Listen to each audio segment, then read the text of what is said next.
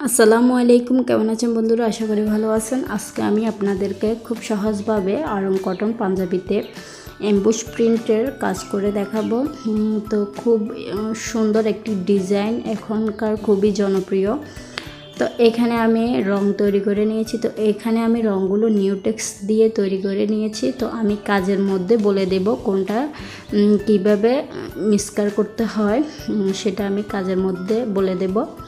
তো আপনারা দেখতে থাকুন। তো প্রথমে আমরা সবুজ কালার দিয়ে ঢালপাল এঁকে নেব। আপনারা যদি এমবুশ প্রিন্টের কাজটা না করেন তাহলে প্রথমে ফুলগুলো এঁকে নিয়ে তারপরে ডালপালার কাজগুলো করে নেবেন। তো যেহেতু আমি এখানে এমবুশ প্রিন্টের কাজ করব, তার জন্য আমি প্রথমে ডালপালাগুলো এঁকে নিতেছি।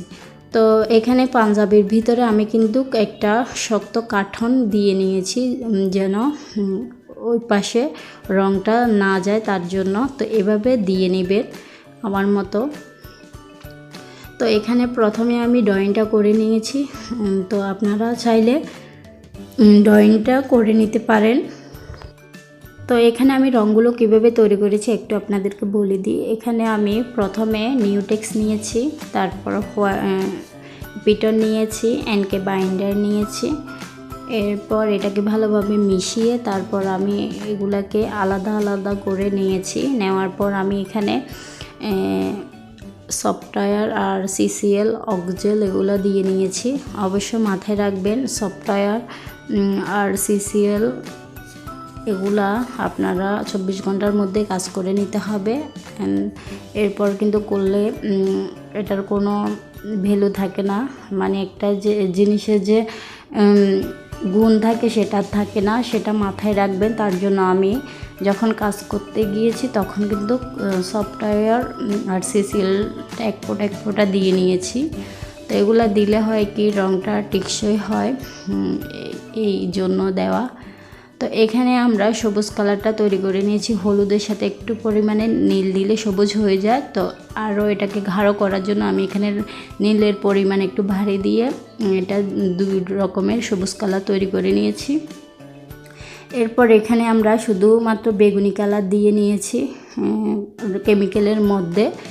তো এখানে ফুলের জন্য আমরা বেগুনি কালারটা রাখবো। তো এভাবে আমরা ফুলগুলো এঁকে নেব। তো আমি এখানে ডালপাল এঁকে নিয়েছি প্রথমে।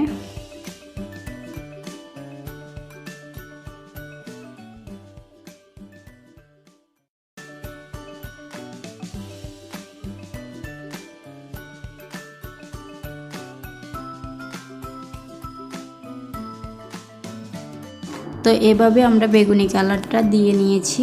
তো বাকিটা দেখালাম না, একই কাজ। এরপর আমরা হলুদের রেণুটা দিয়ে নেব। তো আমি এখানে নিউটেক্সের মধ্যে হলুদ দিয়েছি, আপনারা চেষ্টা করবেন এটা হোয়াইট পেস্ট এর সাথে এনকে বাইন্ডারের অল্প পরিমাণে কিছু কেমিক্যাল তৈরি করে তারপরে হলুদটা তৈরি করতে, তাহলে একটু দেখতে গাঢ় লাগবে। তো এখানে কিন্তু হালকা হয়ে গিয়েছে হলুদটা। তো আমি পরবর্তীতে কিন্তু হোয়াইট পেস্টে মিশিয়ে হলুদ দিয়েছি, এমবুশ প্রিন্ট করে নিয়েছি, সেটার উপর এমবুশ দিয়ে নিয়েছি হলুদের। তো এভাবে আপনারা রেণুগুলোর কাজ করে নেবেন হলুদের। এখন আমরা এমবুশ প্রিন্টটা করে নেব। তো আপনারা যদি এমবুশ প্রিন্ট করতে না চান তাহলে এখানে হোয়াইট পেস্ট এনকে বাইন্ডার নিয়ে অল্প পরিমাণের একটা পেস্ট তৈরি করে এখানে কাজটা করে নেবেন। তো এই তো আমি এখানে যেহেতু এমবুশ প্রিন্টটা করব তার জন্য এমবুশটা নিয়েছি। তো প্রথমে একটু বেস দিয়ে নেব, তাহলে এমবুশটা সুন্দরভাবে বসবে। তো আমি একটু বেস দিয়ে তারপর এমবুশগুলো দিয়ে নেব। তো আমি কিছুটা আপনাদেরকে দেখিয়ে দিতেছি। একই নিয়মে কিন্তু সম্পূর্ণ এমবুশের কাজটা করে নিতে হবে। তো এটা শুকিয়ে যাওয়ার পর কিন্তু আরও দুইটা কাজ আছে, এগুলো শুকিয়ে যাওয়ার পরে কিন্তু করতে হবে, তার আগে কিন্তু করা যাবে না, এটা মাথায় রাখতে হবে। তো ভিডিওর মাঝে আপনাদের কাছে একটাই রিকোয়েস্ট, যারা এখন আমার চ্যানেলটি সাবস্ক্রাইব করেনি প্লিজ সাবস্ক্রাইব করে রাখবেন, পাশে থাকা বেল বাটনে অল ক্লিক করে রাখবেন নতুন ভিডিও নোটিফিকেশন পাওয়ার জন্য। আর যারা করেছেন তাদেরকে অসংখ্য ধন্যবাদ। আপনারা চাইলে এই সুন্দর পাঞ্জাবিগুলো আমার কাছ থেকে নিতে পারেন, আমি খুবই রিজনেবল প্রাইসে দিয়ে থাকি। তো আপনারা চাইলে কিন্তু যে কোনো ডিজাইন কাস্টমাইজ করে নিতে পারেন, এমবুশ প্রিন্টার করতে পারেন বা এমবুশ ছাড়াও করতে পারেন। শাড়িতে, বাচ্চাদের ফ্রক, বাচ্চাদের পাঞ্জাবিতে কিন্তু সুন্দর কাজগুলো করে নিতে পারেন খুব সহজে। তো আমার পেজের লিংক আমার ডেসক্রিপশন বক্সে দিয়ে দেব, তো সেখান থেকে আমার পেজে গিয়ে যোগাযোগ করতে পারেন আমার সাথে। তো এভাবে আমরা এমবুশের কাজটা করে নেব। তো আমি এখন কিন্তু এমবুশটা দিয়ে নিয়েছি। তো এমবুশটা আমরা কিভাবে তৈরি করেছি একটু বলে দিই। এখানে আমি এমবুশ নিয়েছি, ধরুন আপনার যতটুকু লাগবে ততটুকু আপনি নিয়ে নেবেন আপনার ডিজাইনের অনুযায়ী। তো এখানে যদি আমি 1 চামচ যদি এমবুশ নিই, তাহলে আমি হোয়াইট পেস্ট নেব 1 চামচ, এনকে নেব 1/2 চামচ, আর বাইন্ডার নেব 1 চামচ। তো বাইন্ডারটা নিতে হয় আপনার কেমিক্যালের ধারণ অনুযায়ী, এনকে কিন্তু বেশি নেওয়া যাবে না, এটা মাথায় রাখবেন। আর বাইন্ডারটা কিন্তু আপনার কেমিক্যাল ঘন বা পাতলার উপর নির্ভর করে কিন্তু নিতে হবে, বেশি নিলে কিন্তু পাতলা বেশি হয়ে যাবে, সেটাও মাথায় রাখতে হবে। তো আর এগুলার যত্নটা হচ্ছে অন্যরকম, দেখতে যেরকম সুন্দর, যত্নটাও কিন্তু সুন্দরভাবে করতে হয়।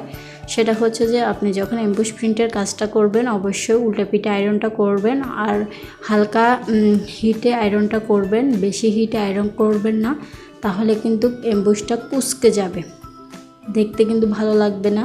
তো অবশ্যই এটা শুকিয়ে যাওয়ার পরে কিন্তু উল্টা পিঠে এখানে আপনাকে অল্প হিটে আয়রনটা করতে হবে। তো আমি একদম ফাইনাল লুকটা আপনাদেরকে দেখিয়ে দেব। দেখতে হয়তো দেখা যায় যে কয়েক মিনিটের ভিডিও, আসলে একটা পাঞ্জাবি বা শাড়ির কাজের পিছনে কিন্তু আমাদের অনেকগুলো সময় চলে যায়, সেই অনুযায়ী কিন্তু আমরা আপনাদের থেকে প্রাইসটা ধরি। তো কাজের ডিজাইন অনুযায়ী হালকা ডিজাইন আর গাঢ় ডিজাইনের মধ্যে দুটোই তফাৎ, তো সেটাই আপনাদেরকে বুঝতে হবে।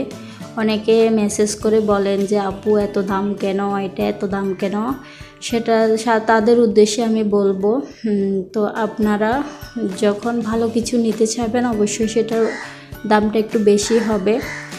তো অনেকে বলে যে অন্য পেজে তো অনেক দাম কম, তো হয়তো ওনারা আপনাদেরকে একই ডিজাইন কিন্তু আপনাদেরকে কম দামে দিয়ে দিচ্ছে, তা আপনারা কিন্তু যাচাইও করেন না, সেখানে কিন্তু চলে যান।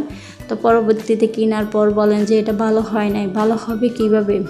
ভালোটা তো ভালো দামে পড়বে, আর যেটা আপনার জন্যই ভালো না সেটা তো দাম সবসময় কমই হবে। এটাই আপনারা বুঝতে চান না, এটাই বোঝার চেষ্টা করেন না।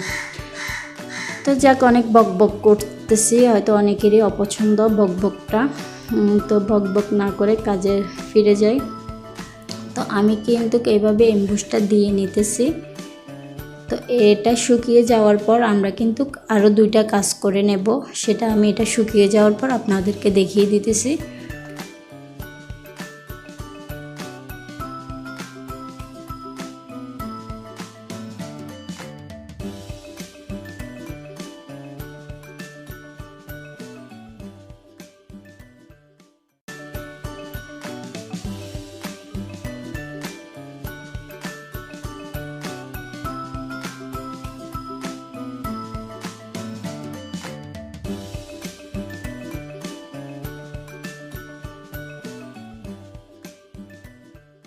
এরপর এখানে আমরা হলুদ কালারটা দিয়ে নেব মাঝে, এভাবে দিয়ে নিতে হবে। তো অবশ্যই এটা শুকিয়ে যাওয়ার পর কিন্তু আমরা যে 2টার কাজ করব, কমলা আর কফি কালার, সেটা করে নেব শুকিয়ে যাওয়ার পর।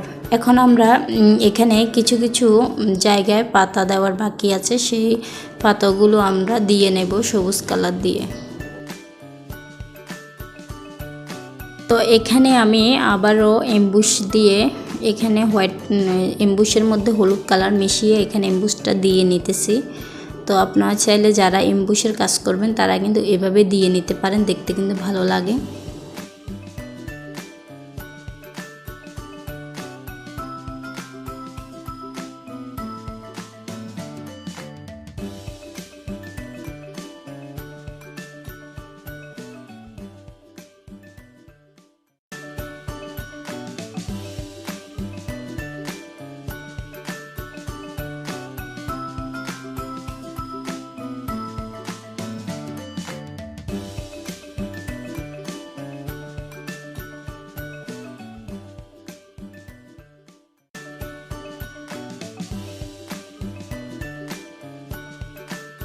তো এখানে আমরা কাঁথা স্টিকটা দিয়ে নিয়েছি সম্পূর্ণ। এরপর আমরা এটা শুকিয়ে যাওয়ার পর কমলা কালার আর কফি কালারটা দিয়ে নেব। তো একটু খেয়াল করুন কিভাবে দিতেছি।